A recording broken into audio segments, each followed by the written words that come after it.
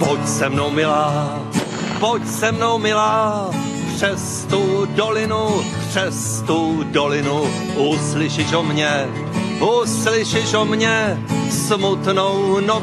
smutnou novinu na té dolině, loučka zelená, nechoď tam, Janko, zabijí tě tam, když mě zabijí, bude památka, zůstane po mně, kostí hromádka,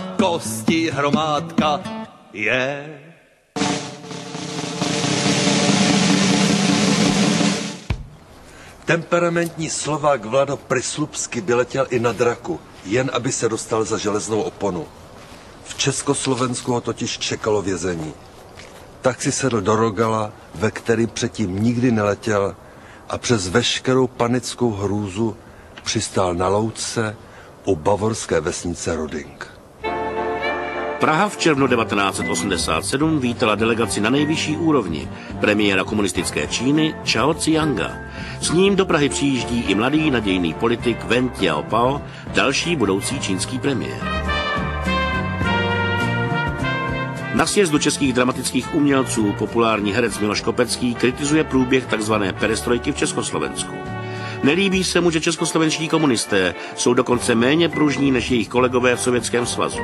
Husákovo vedení však odmítá Gorbačovovu perestrojku jako sovětské specifikum.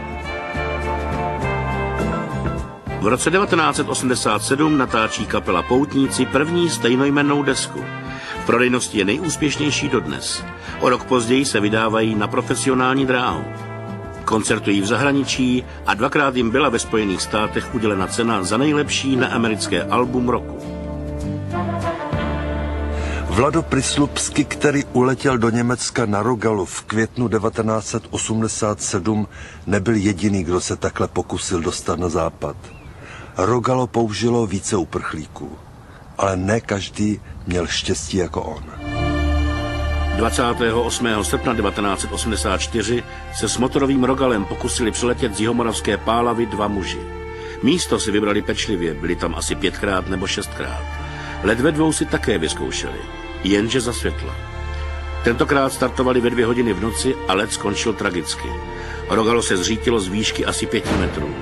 Jeden z uprchlíků, Josef Kutra, zemřel v zápětí v nemocnici, jeho přítele čekalo půlroční léčení a potom vězení.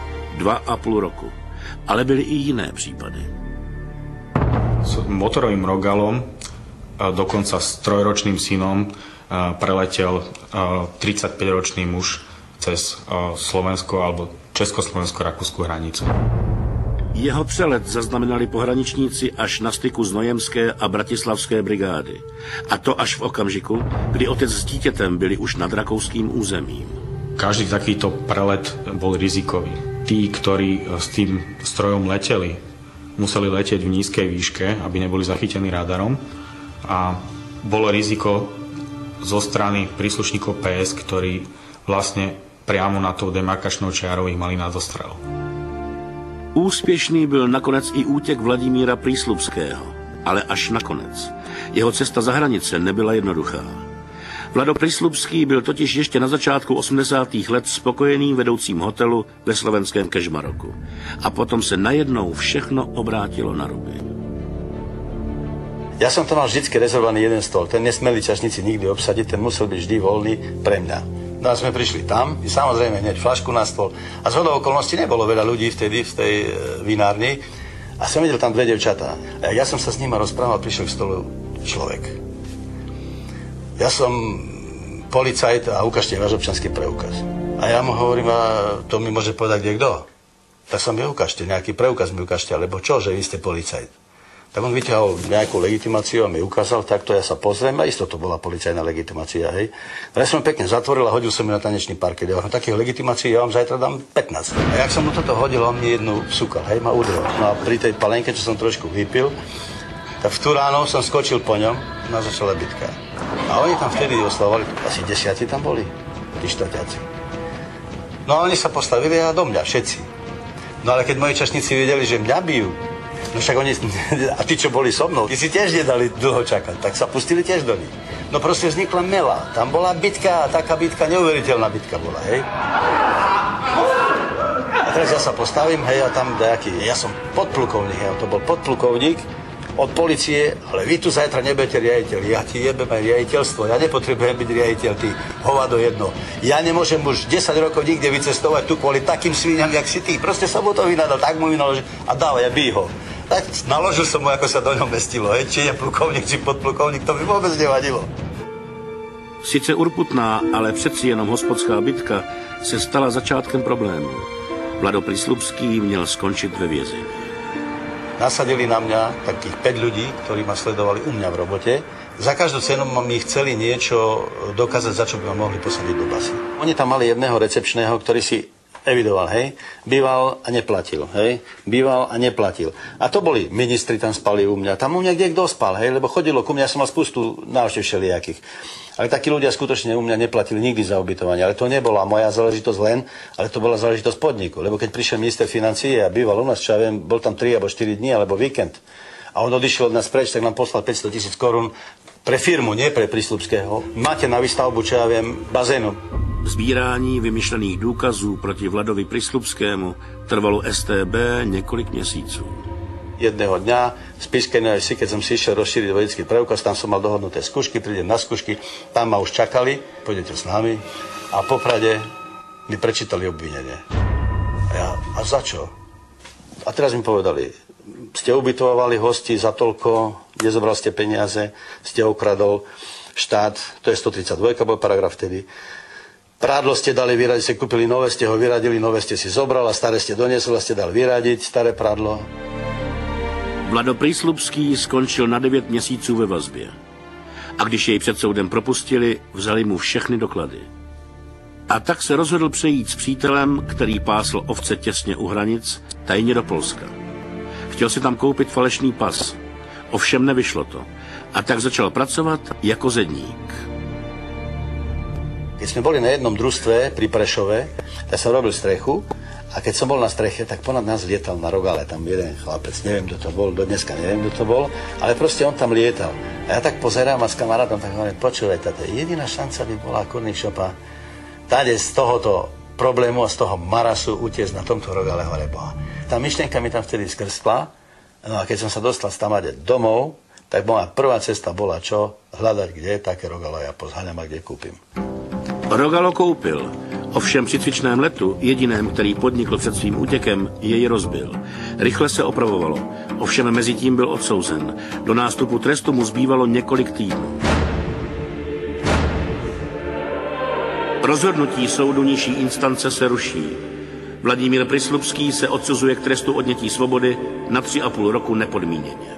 To bolo niekedy v polovici apríla a ja k poslednému aprílu som mal nastúpiť basu. Tak som šiel do nemocnice, do Levoče, tam som mal kamarátov, som sa prihlásil, chlapci, taký problém mám, nechcem ísť do basy a basa mi hrozí, tak musím proste nejakou formou, že no, tu nie je problém, Vlado, ľahni si tu. Ľahol som si do nemocnice, jednu noc som tam bol, no a po 3 dňoch ma prepustili. A ja som medzi tým poslal do basy list, že nemôžem nastúpiť, že som v nemocnici. No a tak ja som potom stade z tej nemocnice išiel k tomu Rogalu, dával som to do poriadku, my sme ho dokončili. Tomu, čo mi to Rogalo predal a pomohol mi ho opraviť naspäť, tak ešte hovorím, vieš čo, odskúšaj ho, že som videl, že to funguje to Rogalo. Tak sme boli tuto pri Poprade ho odskúšať. 17. května 1987 v noci vyjela z Kežmaroku Avie. Na její korbě bylo Rogalo. V kabině Vlado Prislupský a jeho kamarád Gabriel Vyšaník. Měli namířeno do obce Mrákov v západních Čechách. Odtud chtěl Vlado Prislupský odletět. 18. května dorazili k cíli, k Prislupským vyhlédnuté louce, jenomže tráva zde byla příliš vysoká a tak se z ní nedalo odletět. Hledali nové místo. Vlado Prislupský musel odletět za každou cenu. Už mu totiž vypršel i odklad nástupu trestu. Tak sme našli pri Mrakove jednu takú cestu, 500 metrov asi bolo tej cesty dlhej a tam na konci tej cesty boli také vysoké topole. Tak hovorím, tak boha, buď tu sa mi to podarí, alebo už nikdy. Start se nakonec podařil, jenže nehlášený let byl okamžitě spozorován. V květnu roku 87 ve večerních hodinách jsme měli narušení vzdušného prostoru poblíž našeho stanoviště. Museli jsme okamžitě informovat s tím nadřízené složky, volat z operačního důstojníka, dát mu narušitele neboli vzduch. Okamžitě po nahlášení odstartovali 2 MIGy příhraniční letky.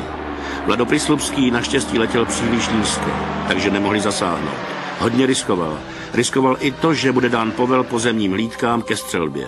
A navíc neznal dobře terén.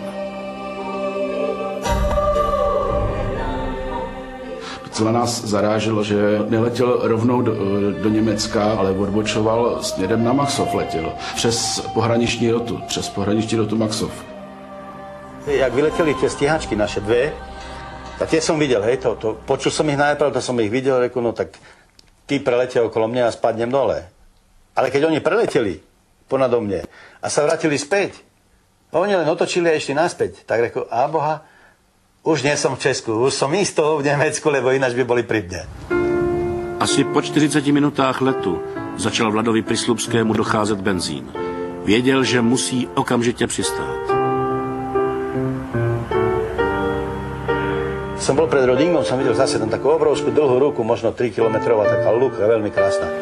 Na tú lúku musím pristať. Teraz prídem na trávu, hej, jemňučko, hej, som tak 5 metrov a ostal Rogalo stať, došiel benzín, dochol motor. A vtedy som rýchlo odpasal som sa, hej, som vyskočil z toho a utekal som k tomu prvému domku, čo tam bol. A tam jedna žena, ona nesla vedra takto, hej. A teraz ja bežím, nie, a ponášam po východňarsky, tetka, to čo to je tu za dedina? Dole, ako, nie?